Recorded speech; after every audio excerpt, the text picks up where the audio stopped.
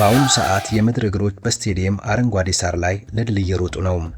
የመላው ዓለም ትኩረትም በሰሜን አሜሪካ ፈጥሮ በራሷ እጅ የጻፈቻቸው ይበልጥ አስፈሪና አስደናቂ ታሪኮች አሉ።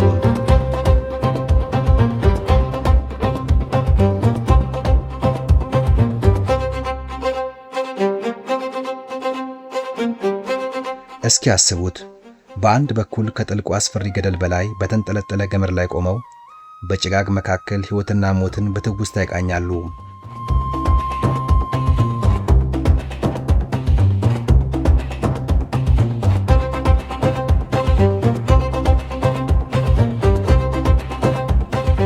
በሌላ በኩል ደግሞ ወደ ከፍታው ማማ ወደ ደመናው ጥግ ሽቅብ የሚወስዱት 777 ደረጃዎች የልብ ትርታውን ይፈትኑታል።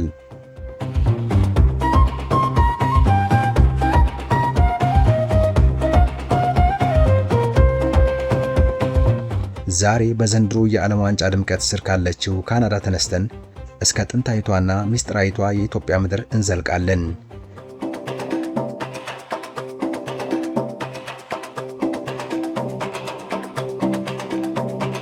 ልብን የሚያሸብር መንፈስን የሚያድስና በጥልቀት የሚያስተምረውን ይህንን ልዩ ጉዞ ለማየት እስከ መጨረሻው አብረን እንቆይ።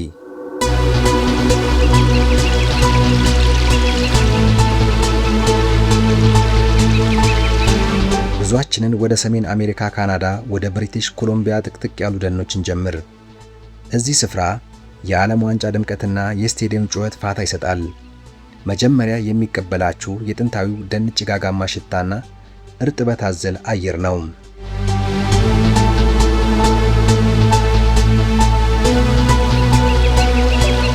በዚህ ደን ውስጥ ቁጣው ከሚያስፈራውና ከሚተመው የካፒላኖ ወንዝ በ70 ሜትር ከፍታ ላይ የተንጠለጠለ አንድ አስደናቂ ድልድይ አለ። ካፒላኖ ሰስፔንሽን ብሪጅ።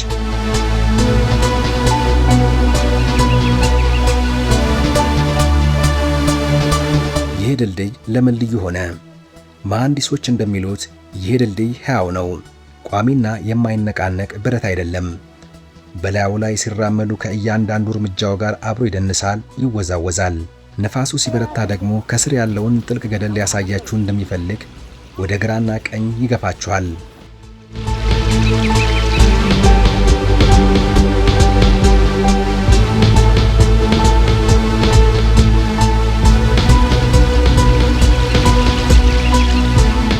ታሪኩ የሚጀምረው እንደ አውሮፓውያኑ አቆጣጠር በ1889 ነው። ስኮትላንዳዊው መሐንዲስ ጆርጅ ግራንት ማኬ ከዝግባ እንጨትና ከኬምፕ ገመድ ሰርቶት የነበረው ድልድይ ዛሬ በዘመናዊ ጥበብ ተተክቶ 90 ዝሆኖች ወይም 2 ግዙፍ የቦይንግ አውሮፕላኖችን በአንድ ጊዜ መሸከም የሚችል የምህንድስና ተአምር ላይ ደርሷል።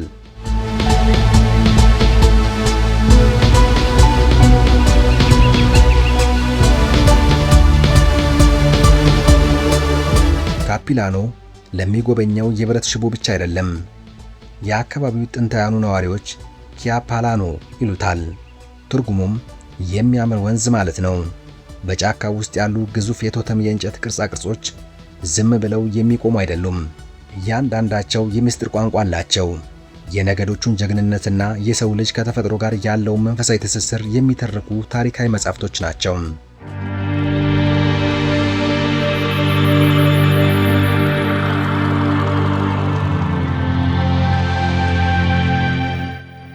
ካፒላኖ እውነተኛ ማንነቱን የሚገልጠው ፀሐይ ስትጠልቅ ነው። በምሽት ስፍራው ወደ ምትሃታዊ ዓለም ይቀየራል።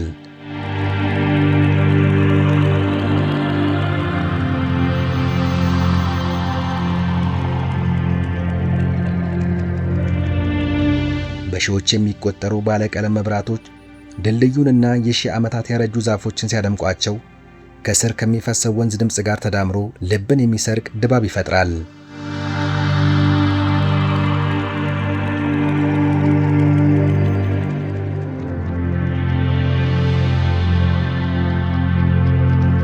ለፍቅረኛሞች ይህ የፍቅር ቃል ኪዳን ማደሻ መድረክ ነው። ለቤተሰብ የጀብዱና የሳቅ ምንጭ።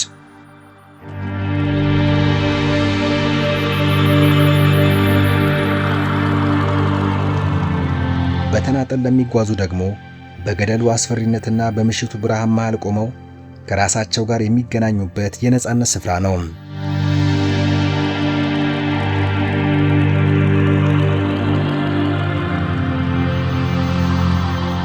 አሁን ደግሞ ፍርሃትን ወደ ጥንካሬ፣ የምህንድስናን ጥበብ ወደ መንፈሳዊ ጽናት ወደሚቀይረው የጀግኖች አምባ እንሻገራለን። ወደ ምስራቅ አፍሪካ፣ ወደ ጥንታዊቷ ኢትዮጵያ።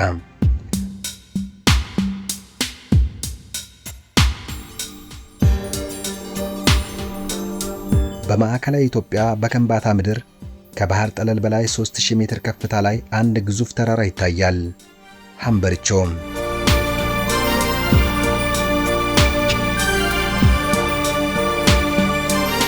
እርሱ ለከምባታ ሕዝብ ተራ ተራራ አይደለም፣ የነጻነት አምድ፣ የታሪካቸው ማህደርና የክብራቸው መገለጫ እንጂ።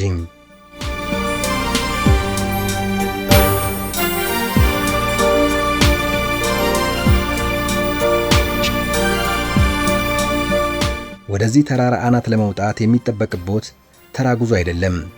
በትክክል 777 የኮንክሪት ደረጃዎች፣ እያንዳንዱ እርምጃ ተንፋሽን የሚሰርቅ ጉልበቱን የሚፈትን ታላቅ ፈተና ነው። ለመሆኑ ይህ 777 የሚለው ቁጥር ሚስጥሩ ምንድን ነው?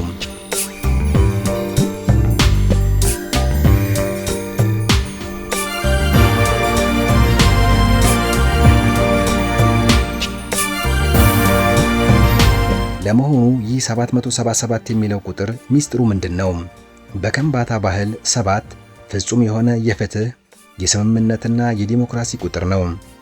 በጥንት ዘመን አባቶች በተራራው ጫፍ ላይ ተቀምጠው የሕዝብን እኩልነትና ፍትህን የሚያረጋግጡበት የሰባት ምክር ቤት የሚባል ድንቅ ሥርዓት ነበራቸው።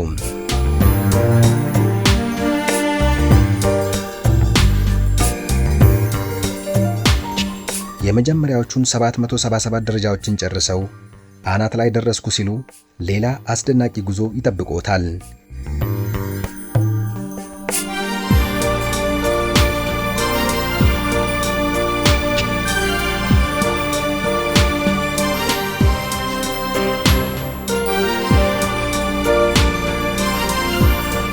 አሁን በቅርቡ የተገነቡት ተጨማሪ 777 ደረጃዎች በድምሩ 1554 የጽናት መሰላሎችን ፈጥረዋል።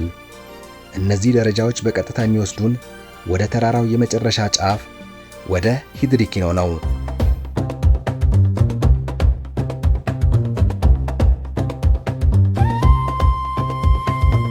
ሂድሪኪኖ የቀድሞ የከምባታ ንጉሥና ባለሟሎቹ የሚኖሩበት የፍትህ አደባባይ የነበረበት ታሪካዊ አምባ ነው።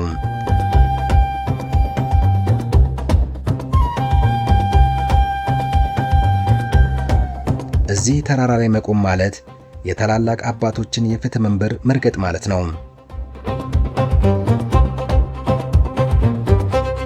ይህንን የጽናት መሰላል ለመውጣት የሚመጡ ጥንዶች የፍቅራቸውን እውነተኛ ጽናት በተግባር ይፈትኑበታል። አንዱ ሲደክም ሌላኛው እጁን እየያዘ ትንፋሽ ሲያጥር እየተጋገዙ 1554ኛውን ደረጃ ጨርሰው ሂድሪኪኖ ላይ ሲቆሙ የሚሰማቸው የኩራት ስሜት የማይረሳ የሕይወት ማህተም ይሆንላቸዋል።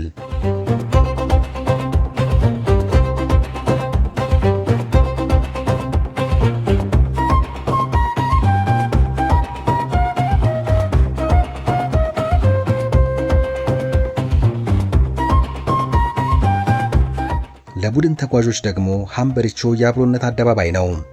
በጋራ እየተጫወቱ ተራራውን ድል መንሳት ወንድማማችነትን ወደ ሌላ ደረጃ ያሳድገዋል።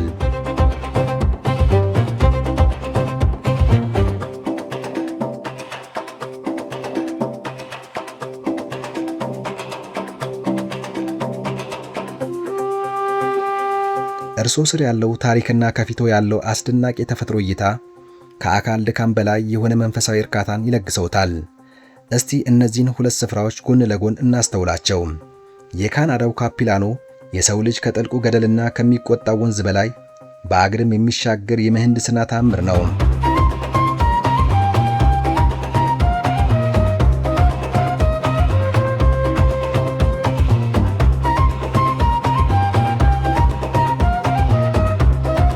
በምሽት መብራቶች ምትሃታዊ ውበትን ፈጥሮ ጥንዶችንና ቤተሰብን በሮማንቲክ ድባብ ውስጥ የሚያጠልቅ የዘመናዊው ዓለም ጥበብ ነው።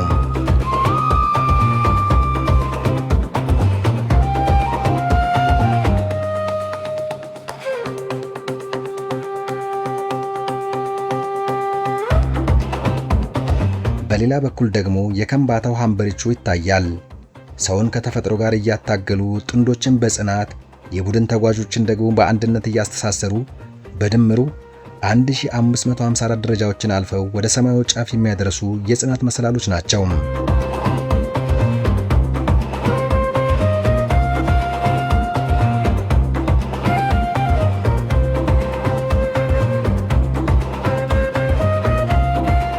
በካፒላኖ ላይ የካናዳን ዘመናዊ የቱሪዝም ፍልስፍናና ምቾት ያያሉ።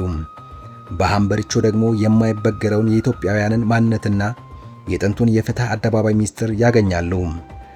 አንደኛው በጥልቁ ገደል ላይ ለመሻገር የተዘረጋ የብረት ድልድይ ሲሆን፣ ሌላኛው ደግሞ ወደ ንጉሣዊ ክብርና ወደ ታሪክ ማማ ለመወጣጣት የተገነባ የጽናት መሰላል ነው።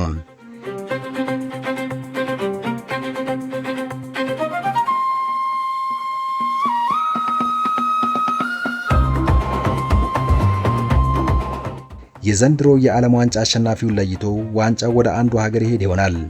ነገር ግን በእነዚህ ሁለት የዓለም ድንቆች ላይ ተጉዞ የካፒላኖን የምሽት መወዛወዝ የተቋቋመ የሃምበሪቾን ሺህ ደረጃዎች ወጥቶ ሂድሪኪኖ አምባ ላይ የቆመ ሰው ሁሉ በራሱ ሕይወት ላይ ትልቅ ዋንጫ ያነሳ እውነተኛ አሸናፊ ነው። ምክንያቱም እውነተኛው ድል ፍርሃትን ማሸነፍ፣ ተፈጥሮ በከፈተችልን መንገድ ላይ የራስን አሻራ ጥሎ ማለፍ ነውና።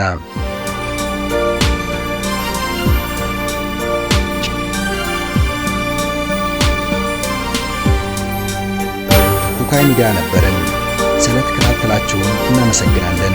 ለቻናላችን አዲስ ከሆናችሁ ሰብስክራይብ በማድረግ ቤተሰብ ሁኑ። በሚቀጥለው ቪዲዮ እስከምንገናኝ ሰላም ቆዩ።